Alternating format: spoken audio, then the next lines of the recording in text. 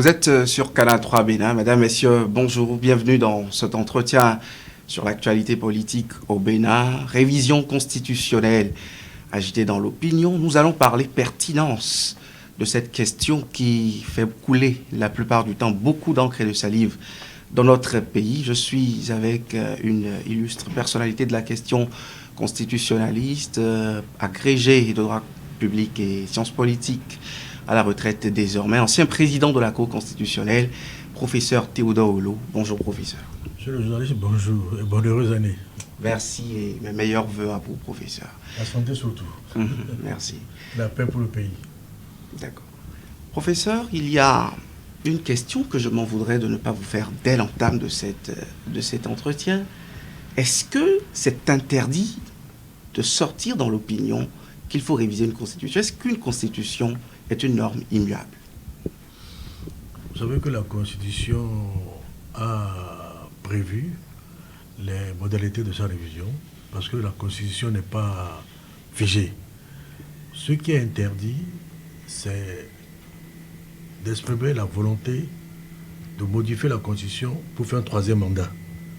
Et je cite souvent le cas du Niger, où des Nigériens de la société civile ont interpellé l'opinion publique en disant qu'il faut réviser la Constitution pour faire un troisième mandat, alors que la Constitution interdit le troisième mandat.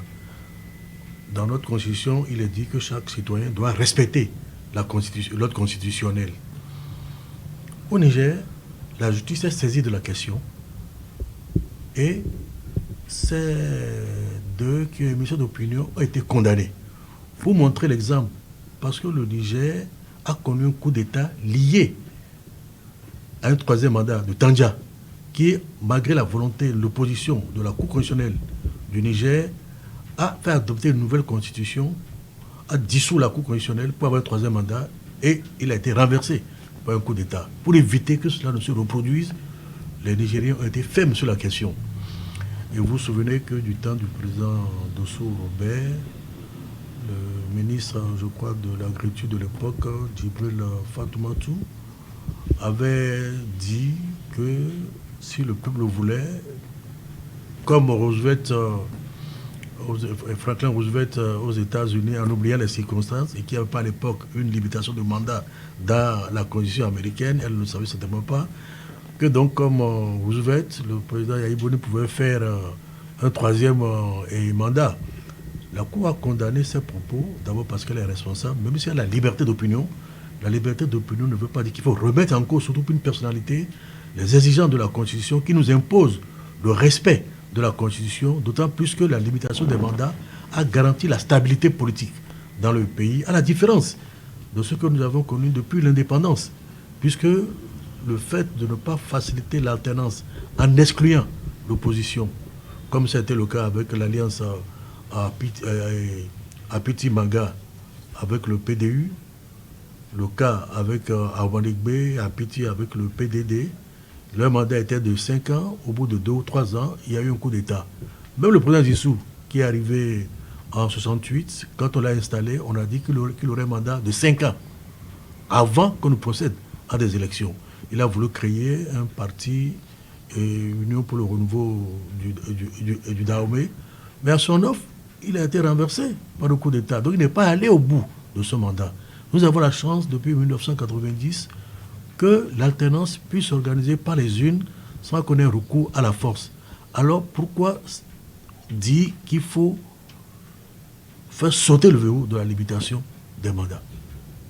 Mais est-ce qu'on n'en fait pas de trop, Président? Nous, ces jeunes élèves de la démocratie, ici en France, des Richard Ferrand sont à même de dire que Macron pourrait faire un troisième mandat, même si c'est pour blaguer. Vous voulez la stabilité pour votre pays ou vous voulez l'instabilité pour votre pays? À vous de choisir. Parce qu'il faut être responsable. Nous avons fait l'expérience de 1960 à 1990. Le renouvellement du pouvoir, de ça, jamais fait par les unes, ce n'est pas la force. Depuis 1990, même quand tu es président en exercice, que tu as fait un mandat, que tu es candidat, tu perds les élections, tu t'envoies, il y a la paix dans le pays. Kérékou est parti en 91, Soglo est parti en 96. Pourquoi?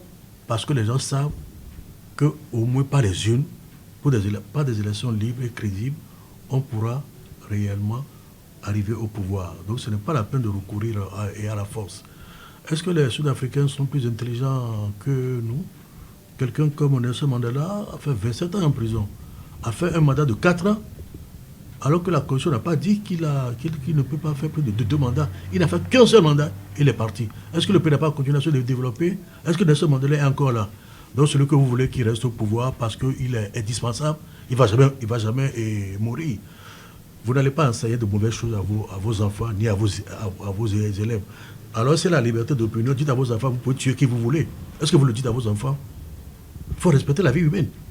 Donc il y a une éducation qu'il faut faire. Nous n'avons pas la culture démocratique. C'est pour cela que les élites doivent œuvrer pour que nous comprenions les exigences de l'état de droit ou de la démocratie.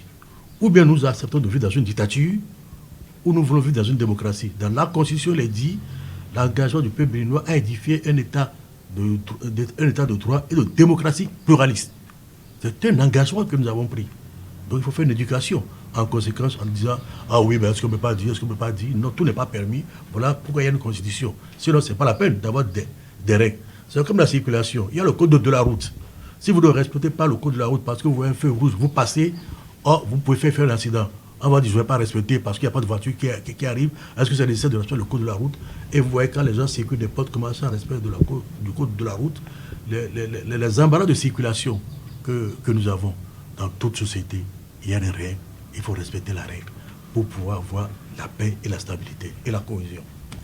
Pour vous, professeur, qui connaissez assez cette constitution et qui avait été aux plus hautes fonctions en dirigeant la plus haute juridiction de l'État en cette matière, est-ce qu'il y a lieu en l'État pour notre constitution pertinemment sur certains aspects de la toucher? La constitution a prévu les choses auxquelles on ne peut pas toucher, à moins d'avoir une nouvelle constitution. D'abord, dans le texte même de la constitution, il est dit qu'on ne peut pas toucher ni à la forme républicaine, ni à la laïcité de l'État. De la même manière, on ne peut pas modifier la constitution pour porter atteinte à l'indépendance et à l'intégrité du territoire. La Cour constitutionnelle, dans sa décision de 2010, a ajouté qu'il faut respecter la limitation à 2 du nombre de mandats, qu'il faut respecter la nature républicaine de l'État et qu'il faut respecter la limite d'âge de 40 ans minimum, 70 ans maximum pour être candidat à l'élection présidentielle. À part ces 5 éléments, 2 directement écrits dans la Constitution, 3 qui relèvent d'une décision de la Cour constitutionnelle, donc faisant désormais partie du bloc de constitutionnalité, à part ces éléments-là, on peut modifier, si c'est la volonté du peuple souverain, les dispositions de la Constitution. Ou alors, le peuple décide, dans 4 circonstances précises, d'adopter une nouvelle Constitution, comme nous avons adopté, après la conférence nationale de 90, une nouvelle Constitution pour remplacer la loi fondamentale de 1977. Donc, il y a ce qu'on appelle les clauses intangibles ou les clauses d'éternité qui sont directement inscrites dans la Constitution qu'aucune révision ne peut toucher. De ce fait, vous avez rappelé que dans une décision, le juge constitutionnel a établi cette jurisprudence selon laquelle il ne faut pas toucher au nombre de mandats, mais le juge ne s'est peut-être pas attardé sur la durée du mandat. On entend dire qu'on pourrait réviser la constitution du Bénin et passer la durée du mandat de 5 à 7 années. Donc ce n'est pas proscrit juridiquement alors. Je vous ai rappelé les éléments qui ne peuvent pas faire objet de révision. Je ne crois pas vous avoir dit que il faut... Je ne crois pas vous avoir cité la durée du mandat. Je vous ai parlé du nombre de mandats. Si le peuple souhaite, soit par référendum, soit par la voie parlementaire, avec le 4/5 des députés, amener le mandat à 10 ans ou à 4 ans, ce n'est pas interdit. La preuve, au Ghana, au Nigeria, en Afrique du Sud, aux États-Unis, la durée de mandat est de 4 ans. Et pourtant, ces pays existent depuis des siècles et se développent. Donc je ne crois pas avoir cité qu'on ne peut pas toucher à la durée du mandat. Mais tant que c'est 5 ans, on ne doit pas faire plus de 5 ans. Ah bon, le président peut démissionner et faire moins de 5 ans. Mais voilà pourquoi généralement, dans les pays de régime présidentiel, il y a toujours un vice-président qui assure la continuité pour que le mandat, les 5 ans, soit terminé. Voilà le cas de la Tanzanie. Le président Maguli est mort d'une Covid. C'est la vice-présidente qui a continué ce mandat. On n'a pas fait de nouvelles élections. S'il n'y avait pas cette nature de régime politique, lorsque le président décède, il y a l'intérim généralement qui est assuré par le président de l'Assemblée nationale. Et dans les 92 jours, on organise une nouvelle élection généralement. Mais quand il y a un vice-président, dès que le président meurt, comme ça a été le cas en Tanzanie, comme ça a été le cas aux États-Unis où Kennedy étant mort, Lyndon Johnson a continué pour finir le mandat de Kennedy. On n'a pas fait une nouvelle élection. C'est automatiquement qu'il a prêté serment pour garantir la continuité du pouvoir exécutif. Est-ce que nous avons un précédent au Bénin, professeur, c'est que la révision constitutionnelle a pu induire le rallongement, ne serait-ce que de quelques petits jours, d'un mandat présidentiel en cours, bien que la révision constitutionnelle soit intervenue pendant le mandat. Est-ce qu'aujourd'hui, s'il y avait ce cas de révision et de rallongement de mandat, est-ce qu'un scénario sénégalais pourrait venir au Bénin, ou est-ce que techniquement, il y a une conduite à tenir et que vous pourriez conseiller aux législateurs ou au peuple béninois en général? Je crois qu'il était évident que le président qui a été élu en 2016 a prêté serment sur une constitution qui fixe la durée du mandat à 5 ans. Et vous avez toujours compris que, parce que le président Soglo, malade, n'avait pas pu prêter serment le 1er avril, puisque la constitution avait prévu qu'il prête serment le 1er avril. Ce n'est que le 5 qu'il a pu prêter serment. Quand le président Kirikou est venu, il a prêté serment, mais en omettant de dire le nom des mal de nos ancêtres pour ces commissions religieuses. La Cour a été saisie. Il a dû reprendre le serment. Mais la durée a été respectée. Ce qui veut dire qu'en réalité, tant qu'on n'a pas modifié la Constitution, la durée doit être respectée. S'il y a une circonstance exceptionnelle, peut-être je ne souhaite pas qu'on entre en guerre, qu'il y a cette difficulté, alors c'est le peuple souverain ou le Parlement qui peut décider de proroger dans le cadre de la circonstance exceptionnelle en tenant compte de son pouvoir constituant dérivé, puisque le Parlement peut modifier avec une majorité des 4/5 la Constitution, puisque le député a aussi l'initiative de la loi, peut prendre en compte cette situation. Donc il y a eu un consensus sur la question, mais ce n'est pas une volonté unilatérale qui impose d'aller au-delà de la durée du mandat prévu, bien que la durée de ce mandat peut faire objet de révision. Ça peut être 4 ans, ça peut être 5 ans, ça peut être 7 ans, ça peut être 10 ans. Au Mexique, pendant longtemps, il y avait un mandat unique, mais de 7 ans. Quand vous faites 7 ans, vous partez, vous ne pouvez plus être candidat ni dans 5 ans, ni dans 7 ans, ni dans 10 ans, ni dans 14 ans. Donc il n'y a pas une règle figée pour la durée du mandat. Dans notre constitution, après la loi de révision de 2019, il est introduit le parrainage dans la constitution pour l'élection du duo présidentiel. Est-ce qu'aujourd'hui, au vu de cette question et des polémiques et de bien d'autres questions, et je vous ai entendu dire plusieurs fois le peuple souverain, est-ce que vous êtes de ceux qui pensent aujourd'hui dans l'opinion que la voie référendaire est la plus appropriée aujourd'hui pour une révision constitutionnelle au Bénin, même si la constitution en elle-même prévoit que le Parlement aussi puisse toucher à la constitution? Vous savez, j'ai été, en tant que membre du bureau du Haut Conseil de la République, membre de la commission constitutionnelle présidée par le plus éminent de nos constitutionnalistes, premier agrégé en droit public, le professeur Anzo Glélé. Le Haut Conseil de la République a adopté un avant-projet de constitution. Et vous vous souvenez qu'on a sillonné, équipe par équipe, tout le pays pour recueillir l'avis des uns et des autres. J'ai travaillé avec Maître Bedo Élise, je crois que j'étais avec le président Anzo Glélé aussi, on a même été au camp des militaires de Ouida. Il y avait des choses qui étaient prévues dans l'avant-projet de constitution adopté par le Haut Conseil de la République. Créer, par exemple, le conseil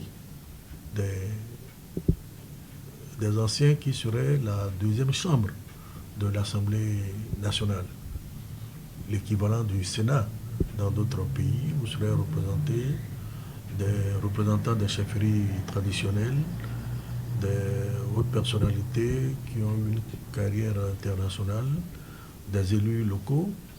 De la même manière, il avait été prévu il était prévu dans cet avant-projet le poste de médiateur de la République. Quand on a popularisé cela, la tendance générale est de dire cela revient trop cher d'avoir un conseil des anciens et d'avoir un médiateur dans la Constitution. Dans la Constitution qui a été adoptée par référendum, est-ce que vous avez retrouvé ces éléments-là? Même la question qui nous avait divisés, à savoir la limitation de l'âge pour être candidat à l'élection présidentielle. Deux questions nous avaient divisés. Faut-il un régime présidentiel ou un régime parlementaire? Faut-il la limitation de l'âge ou ne faut-il pas avoir la limitation de l'âge? Il y a eu 3 bulletins de vote. Le rouge pour ceux qui sont partisans du régime parlementaire, le vert pour ceux qui sont contre la limitation de l'âge, le blanc pour être candidat à l'élection présidentielle et le blanc pour ceux qui sont d'accord pour la limite et d'âge. Mais c'est à près de 84%, si mes souvenirs sont exacts, que le blanc a triomphé. Ce qui veut dire que ce n'est pas nous, au niveau de la commission, qui avions tranché cette question. C'est au peuple que nous avons posé la question. Voilà pourquoi le peuple se retrouve dans cette constitution. Il est toujours bon que ce ne soit pas référendum, même si c'est prévu par la voie d'une révision parlementaire. Et c'est pour cela qu'il est prévu que ce soit une majorité des 4/5e, parce que en démocratie, le Parlement n'est pas monocolore. Il y a toujours 2 tendances, et la majorité et l'opposition. Si on arrive à 4/5e, ça veut dire qu'il y a eu au moins un large consensus entre majorité et opposition. Voilà pourquoi, quelquefois, on peut aller compte tenu du coût et compte tenu peut-être de la rapidité par la voie parlementaire, en s'assurant que la diversité des opinions que se retrouvent dans la société se traduit déjà dans la composition du Parlement et que l'opposition et la majorité sont entendues pour qu'au moins on fasse cette révision. Voilà pourquoi, même si pour la recevabilité de l'initiative, il faut les 3/4 des députés, pour l'adoption par la voie parlementaire, il faut les 4/5e. Ce qui n'est pas facile à obtenir, puisque le président et le pouvoir actuel a fait l'expérience en 2017, où la recevabilité a été rejetée. En 2018, la recevabilité a été confirmée, mais l'adoption a été rejetée, pour montrer que, là aussi, le Parlement étant le lieu de représentation de la diversité des opinions, a permis de montrer qu'il n'y a pas encore eu un consensus sur la question. Cela n'a pu se faire qu'en 2019, où il n'y avait pas d'opposition au Parlement, puisque, avec le syndicat administratif, les partis de l'opposition n'ont pas pu participer aux élections. Et vous voyez les tensions que cela provoque dans le pays quelquefois. Voilà pourquoi il a toujours souhaité que ce soit le consensus, parce que la Constitution n'est pas un test pour le pouvoir, pour exercer le pouvoir. C'est notre accord sur les conditions de notre vivre ensemble, en harmonie. La Constitution est adoptée, non pas pour faire plaisir à la majorité, non pas pour faire plaisir à l'opposition. C'est pour que nous puissions vivre en harmonie sans souci. Et vous constaterez que la même Constitution peut être appliquée par ceux qui étaient majorité aujourd'hui et demain par ceux qui étaient opposition et qui sont devenus majorité. Vous avez souvent l'exemple de la France de la Constitution de 1958, que M. Mitterrand avait dénoncé en parlant du coup d'État permanent du général de Gaulle, puisque cette Constitution, contre l'avis d'une partie de la classe politique contre l'avis d'une partie de la doctrine, a été a été initié par le général de Gaulle sans que ne soient réunies les 4 conditions dans lesquelles une nouvelle constitution peut être adoptée, à savoir naissance d'un nouvel État, révolution, coup d'État ou conférence nationale. Là, Mitterrand parle de coup d'État permanent. Mais en 81, Mitterrand est arrivé au pouvoir avec la même constitution. Il a travaillé avec la même constitution. Il n'a pas dit il faut enlever cette constitution parce que cela ne m'arrange pas. Je l'avais dénoncé à son temps. Il s'est adapté. Donc c'est l'exécutif qui s'adapte. Voilà ce que le peuple veut. Si vous ne voulez pas nous diriger, vous partez. Mais si vous voulez nous diriger, voilà les règles que vous devez respecter parce que c'est pour nous. La constitution, ce n'est pas pour vous. Puisque la constitution, c'est pour garantir la liberté des citoyens et encadrer et limiter le pouvoir de ceux qui exercent le pouvoir des gouvernants. Les conditions dans lesquelles il peut diriger le pays. Il ne peut pas tout faire. Même s'il a des de bonnes intentions, ces intentions doivent s'exercer dans le cadre prévu par la Constitution. Il ne va pas dire, ah, ça me gêne, il faut l'enlever, sinon je ne peux pas diriger le pays. Ce n'est pas ça la règle. C'est comme si vous prenez votre voiture, vous avez le code de la route, vous dites non, le feu rouge là, ça me gêne, même s'il y a le feu rouge, laissez-moi passer, ou bien sautez-moi le feu rouge là pour que je puisse circuler. Non. Vous restez chez vous si vous ne voulez pas respecter le code de la route. Donc, mais nous n'avons pas encore cette culture. Nous croyons que la Constitution, c'est un chiffon. Celui qui vient, il adapte à ça à volonté. Quand il n'est plus là, quelqu'un d'autre vient. Ah non, ça ne me plaît pas, il faut l'enlever. Non. C'est nous qui décidons parce que c'est le pacte qui garantit notre vivre ensemble en harmonie. Pour conclure cet entretien, professeur, que diriez-vous? Non, j'ai toujours le même langage. Je suis contre la violence. Voilà pourquoi je ne pense pas qu'il faut recourir à la force pour exercer le pouvoir. Et je dis toujours qu'il y a une vie après le pouvoir. Nous avons la chance au Bénin d'avoir non seulement un statut pour les anciens présidents de la République qui leur garantit une vie décente, mais quand ils ne sont plus aux affaires, les moyens d'avoir une vie décente, le respect qu'on leur doit. Il y a le statut de l'opposition, puisque la majorité d'aujourd'hui peut être l'opposition de demain pour que chacun sache dans quelles conditions il peut exprimer son opinion. On ne critique pas pour le peuple de critiquer, mais on critique pour faire des propositions aussi alternatives pour que le peuple s'en inspire, pour voir est-ce que dans les unes, je vais donner ma confiance à ceux qui ont fait cette nouvelle proposition pour voir ce que ça donne. Et je souhaite que le vivre ensemble puisse continuer dans la paix, comme nous l'avons expérimenté depuis 1990. Il n'y a pas de développement sans paix, il n'y a pas de développement sans liberté, il n'y a pas de développement sans la dignité de l'être humain. Et je crois que la sagesse finira par triompher, parce que très souvent, j'ai l'impression que dès que les gens entendent révision, ils ont à cœur la limitation des mandats, comme cela s'est fait dans d'autres pays, et ils sont frileux. Je peux les comprendre, mais il faut que les gouvernants leur montrent qu'ils n'ont pas de raison de s'inquiéter, puisque ne peut pas faire objet de révision conformément au bloc de constitutionnalité, ni la limite d'âge pour être candidat, ni la limite du nombre de mandats, encore moins la laïcité, la forme républicaine de l'État, la nature présidentielle du régime politique pour le moment. Donc voilà mon souhait, c'est que nous respections la Constitution qui est, je ne dirais pas notre vie parce que nous ne sommes pas tous chrétiens, mais qui est le livre saint sur lequel le président prête un serment de le respecter et que nous aussi nous devons respecter puisque la Constitution nous fait obligation de respecter la Constitution. Et c'est ça qui garantit la paix dans le pays. Professeur Théodore Olo, constitutionnaliste, ancien président de la Cour constitutionnelle, merci de nous avoir donné ces éclaircissements sur la révision constitutionnelle, la Constitution en général. C'était l'objet de nos discussions. Nous espérons vous avoir été utiles. Merci de nous avoir suivis.